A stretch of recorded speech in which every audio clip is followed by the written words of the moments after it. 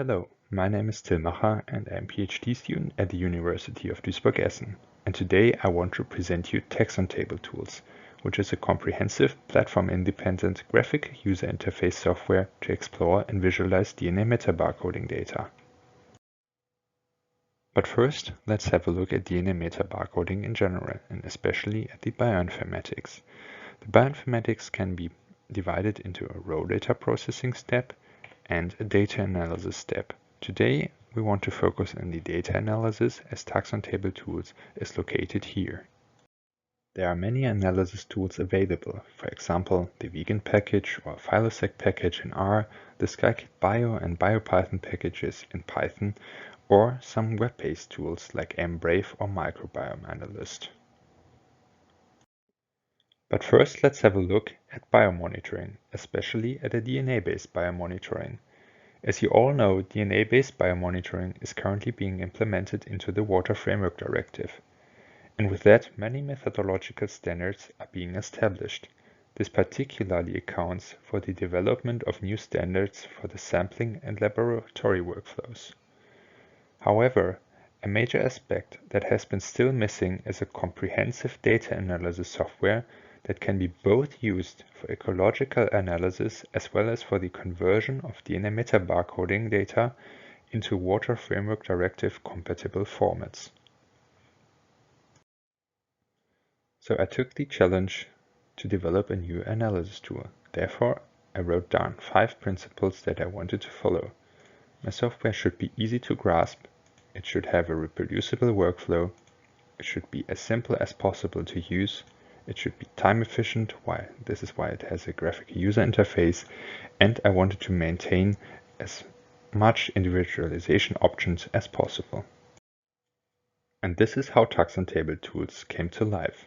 Today, TaxonTableTools is a software that is used for the translation of sequence data into biological information. It is aimed for biologists and non-bioinformaticians as it has a graphical user interface, it has a modular and reproducible workflow, and it is operating system independent, so you can install it on Windows, Mac, and Ubuntu.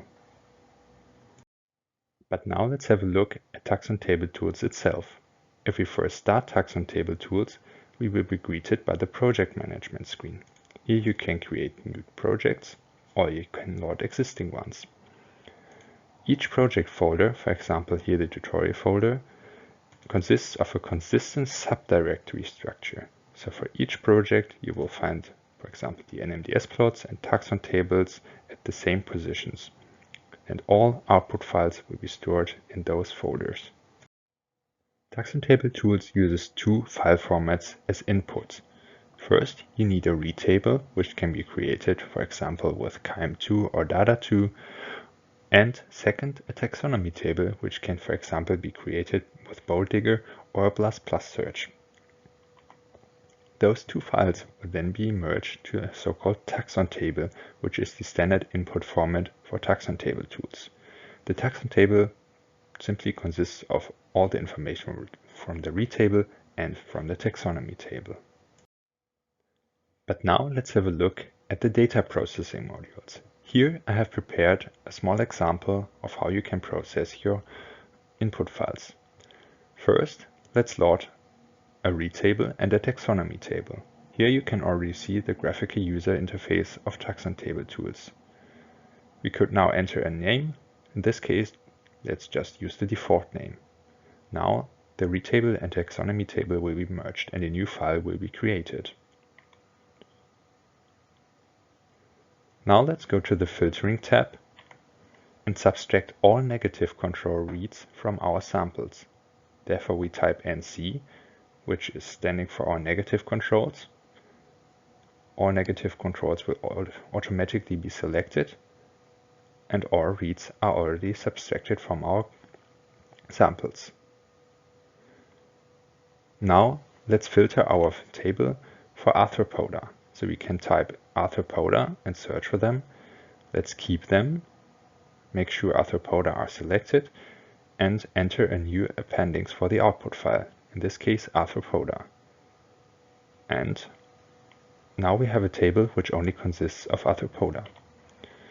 Now, in the last step, let us merge the PCR replicates. Here we can select replicate suffixes. Let's make sure we merge our replicates. And now we can open the final table within Excel from within TaxonTableTools.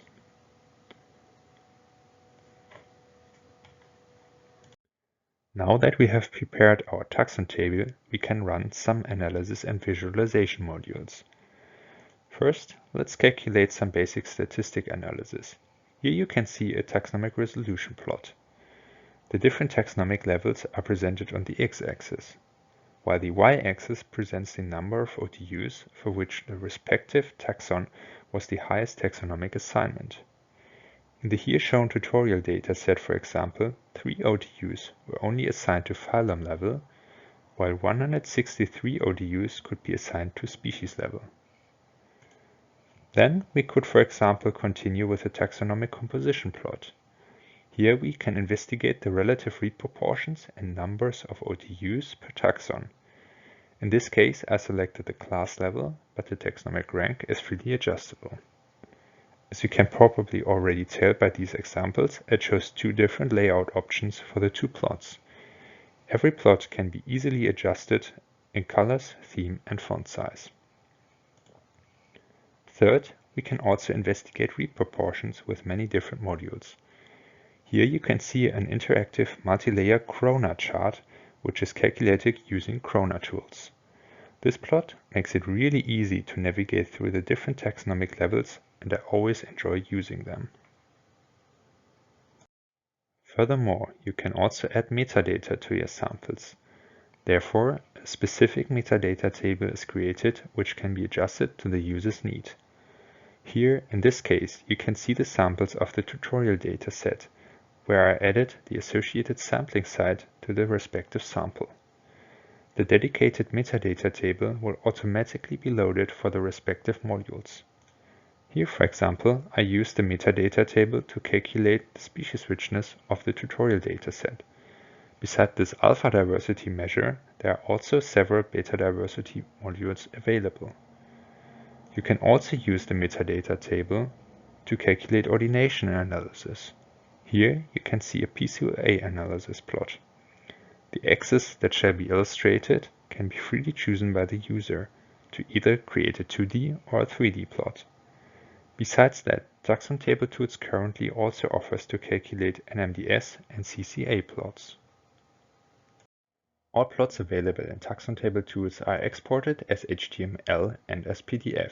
As you can see here on the right hand side, the HTML files are completely interactive and you can change elements, you can also zoom in, and you can also change the direction of your plots, for example here in this 3D plot. Also, if you hover over your data points, you can see additional information. For example, in the NMDS plot, you can see the metadata, the NMDS location, and also the sample name. The PDF is a publication-ready format that can just directly be used. Furthermore, TaxonTableTools allows the user to automatically assess the Global Biodiversity Information Facility database, or in short GBIF. Here, the user can automatically download species occurrence data and, for example, perform a species occurrence analysis, as you can see here in the plot. Additionally, TaxonTableTools can automatically check for synonyms and spelling mistakes in your taxon table, so it will automatically access the GBIF database and correct for the mistakes. As you already heard in the introduction, there's also a module that allows the user to convert the taxon table to a Water Framework Directive format. For example, at the moment it is only possible for Pelodus, which is the German Macrozoobenthus assessment tool, but more conversion options will be possible in the future. Another feature of TaxonTableTools is the conversion of the taxon table to a taxon list. Here, all OTUs with the same taxonomic information are merged into one entry, as you can see here on the left-hand side. Additionally, several statistics are calculated. For example, the sum of reads, the number of OTUs, the occupancy, so in how many of your samples this taxon was found, and also intraspecific distances, which are calculated for taxa that were identified on species level and consisted of more than 2 OTUs. Additionally, a gbif link is also created. Since the time of this talk is limited, I had to focus on only a few selected modules that are currently included into TaxonTableTools. So if you want to know more and learn more about TaxonTableTools, feel free to visit my GitHub page, where you will find a very detailed tutorial with up to 60 pages, and you can also have a look at the publication, which was accepted in February. But TaxonTableTools is far from being finished, so I'm currently working on version 1.3, which will hopefully be released in the end of March. So be prepared for many new updates and features that will be implemented in the future. I'm also always happy to receive feedback, recommendations, and suggestions, so feel free to contact me on GitHub.